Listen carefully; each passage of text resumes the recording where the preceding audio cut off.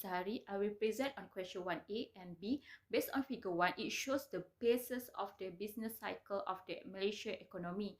The figure shows there are 4 phases in the business cycle. The first phase is known as the peak, second phase is known as recession, third is trough, and the last one is expansion. The peak is the highest point of the business cycle where the business produce full capacity and the economy is at full employment. As a result, the level of price, wage, and profit will increase. Second is recession, occurs between the peak to the trough point. During this period, there was a reduction in the value of output, trade, and transactions due to the implementation of the Movement Control Order (MCO). The unemployment rate increased and the employment rate also decreased. There is reduction in aggregate income in the form of wage and profit. Third is recession phase ends when real GDP is no longer declining. Trough is the minimum point in the business cycle. During this phase, the level of economic activity as a whole fell to its lowest level. The last is expansion. It is a path of recovery towards economic growth after recession. The level of employment, output, income, wage, prices, and profits increase again. Assalamualaikum warahmatullahi ta'ala wabarakatuh. My name is HAKIMAH Binti MUHAMAD and I will present about question 1. C1. State one economic policy that government should implement. The government needs to implement a monetary policy to control the problems faced when Malaysia is hit by a pandemic. C2. Briefly explain the role of SAGA's economic policy. Monetary policy is a policy implemented by the government to support the recovery pace of the country severely affected by the COVID-19 pandemic. Bank Negara Malaysia (BNM) is mandated to implement monetary policy in an orderly manner and play an important role as the authority of financial matters. This policy must be implemented efficiently, accommodatively, and effectively. The COVID-19 pandemic that is hitting the world at this point has affected the demand, supply, and aggregate sector of the world. Therefore, monetary policy is an important policy to stabilize the impact of COVID-19 on the national economy, especially the people and the business sector. Assalamualaikum warahmatullahi wabarakatuh. My name is Nur Alia AMYRA binti ZAINUN ARIFIN. My matric number is A20A1672. So I will present for question 2. This is a table that summarizes all the information from the article in report. So first column is about quarter and year. It's stated here from quarter 1 2019 till quarter 4 2020. Second column is national income. Third column is disposable income, YD. And last column is consumption. So in question also given the value, autonomous consumption, investment, and government expenditure where all 1,000 billion ringgit Malaysia. So the first question is find the value of taxes. The formula for taxes is national income minus disposable income. This value I took from the table in quarter 1 2019. So taxes is equal to 1,000 billion ringgit Malaysia. Second question is find consumption function, where consumption function is C equal to A plus B by D, where C is consumption expenditure, A is autonomous consumption, B is margin propensity to consume, and YD is disposable income. How to get MPC is equal to change in total consumption divided by change in total income. So the value here from the table 2 in quarter 3 2019 minus quarter 2 2019. So MPC is 0.75 and the answer for consumption function is C equal to 1000 plus 0.75 YD. third question is find saving function. Where saving function is s equal to negative a plus 1 minus byd, where s is savings, negative a is autonomous savings, 1 minus b is MPS, margin propensity to save, and yd is disposable income.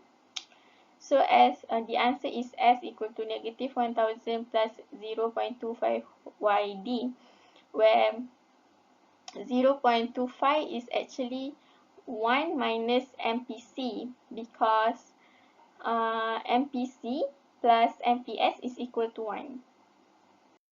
So next question is find the equilibrium of national income using first aggregate demand and aggregate supply ADAS approach.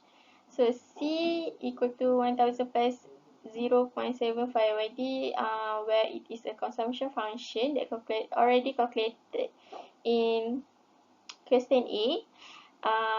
I and G is the information given, and T is also already calculated in question A. So using the formula Y equal to C plus I plus G, that it is a three sectors economy formula that consists of government, firms, and households. And put all the information given and YD in three sectors economy, it is actually Y minus T. So it will get Y equal to 3000 plus 0.75 times by Y minus T. So in the end, we will get equilibrium of national income Y equal to 9,000 billion ringgit Malaysia. Question is using leakage and injection approach. So the saving function s equal to negative 1000 plus 0.25 yd is already calculated in question A, while I and G is the value given, and T also already calculated in question A. So using the formula I plus G equal to S plus T, where I plus G is actually injection and S plus T is leakage. So injection equal to leakage. And then put all the information given, and also we will get equilibrium of national income Y equal to 9,000 million ringgit Malaysia. So that's all from me. Thank you. Assalamualaikum warahmatullahi wabarakatuh. My name is HUSNINA Binti JUMAAN and my metric number is A20A1867. So I will present for question number 2, part C and D. As you can see on the slide right now, this is the statement for question C1. So for question C1, based on the statement, we need to find the new equilibrium of national income. So the key point that we get from the statement is investment decreased to 50% and X equal to 1,050 billion ringgit. So using the formula Y equal to C plus I plus G plus X minus M, as shown at the slide, this is the calculation that we made, and the final answer that we get for the new equilibrium of national income is 13,000 billion ringgit Malaysia. So for question C2, if the full employment is 5,800 billion ringgit, does Malaysia facing the economic problem? Discuss your answer using a graph and suggest policy that government should implement. Okay, so based on the diagram, the original equilibrium point is E, while the line C plus I plus G plus X minus M FE intersect with the line Y equal to AD. The national income is Y equal to 5,800 billion ringgit, which is a full employment income level.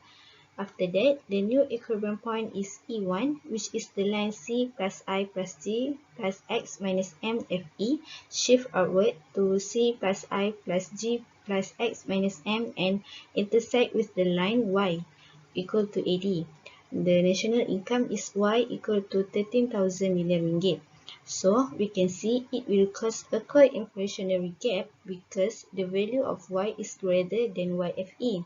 To settle this problem, government need to using a fiscal policies which is contractionary fiscal policy by decreasing the government spending and raising taxes. Next, for question D, using the aggregate demand and aggregate supply curve, discuss the effect of the above situation on the equilibrium of GDP. The economy has an equilibrium level of the price level in P and the national income in Y, while the curve AD and AS are equal in the point E. When the central bank record lower interest rate and set lower market condition, household spending and trade activity had continued to improve. It will cause some effect, which is interest rate will decrease, investment will increase, and it will increase aggregate demand, which is AD. So the AD will increase and it will shift upward from AD to AD1. The new equilibrium level of the price is P1 and the national income is Y1, while the curve of AD1 and AS are equal in the point E1. In conclusion, it will cause the price level and national income increase. So that's all from me. Thank you. Assalamualaikum warahmatullahi wabarakatuh. My name is AQILAH Binti SAMSURI. My matric number is A20A1614. Now I want to present a question 3. Discuss Malaysia economic condition if the situation twin deficit state in the paragraph is happen. Give the best solution to the above situation. Malaysia first experienced an economic crisis in 1973 to 1974. And the last experienced a twin deficit in late 1918 by 1992. A twin deficit is a combination of a fiscal deficit and a current account deficit that occurs simultaneously at the same time. This fiscal deficit is the government spending in excess of revenue. A current account deficit is when the value of imports in a country exceeds export. Malaysia has managed to solve its twin deficit problem in the past, but it is a painful and long process. In the 1980s, not only did we have an unsustainable large twin deficit, but we also experienced an operating deficit in the federal government's financial accounts, which had forced a painful structural adjustment policy to correct the double deficit. Nothing that the measure take at the time include rationalization, pruning, and restructuring of public sector spending, including not financial public enterprise. Next, management expenses have been rationalized and revenue improvement measures are need to correct the budget deficit. Other measures to address the current account deficit on the balance of payments are transport, shipping, and tourist-related policies to improve outflow of service account, encourage import replacement to reduce over-reliance on import capital and intermediate goods as well as export promotions to strengthen that trading sector. When Malaysia has this twin deficit, the country will lose economic stability. This will cause the value of the Malaysian currency to fall. So, the way to overcome this problem is to improve the trade account by increasing the competitiveness of Malaysian goods through exporting more national products through the construction of industrial areas, tax-free areas, and providing subsidy and export allows.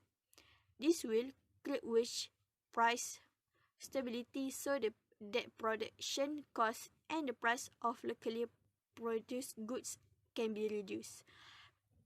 To further boost the economy, traders must find new markets, especially abroad, to expand export to foreign countries.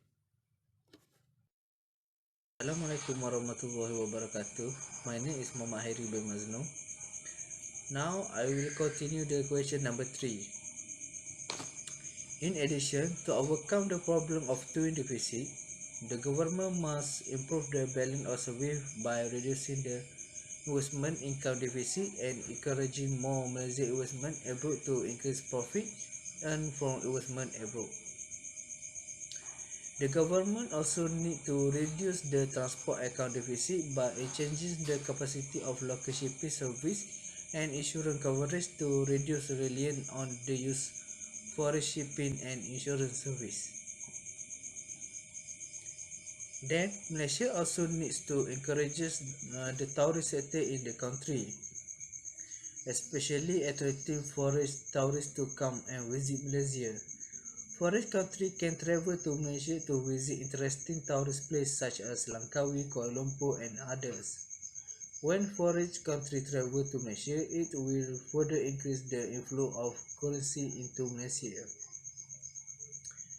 Next, Malaysia has always prioritized growth in the industrial sector. The contribution of the service sector is very important to become a developed country with a high income level. The high productivity of the service sector is essential for economic growth. Finance, healthcare, transformation, and telecommunication are just some of the activities essential for economic growth in the service sector. In a competitive and business environment around the world, therefore, investment in new technology and innovation is critical. Finally, the government should also encourage investment from abroad through cooperation between MIDA, MITI, InvestKL, and embassies abroad. We must convince foreign investors to invest in Malaysia. In this way, the government will be able to further increase the growth of the domestic economy, so that the government goals can be achieved. That's all. Thank you.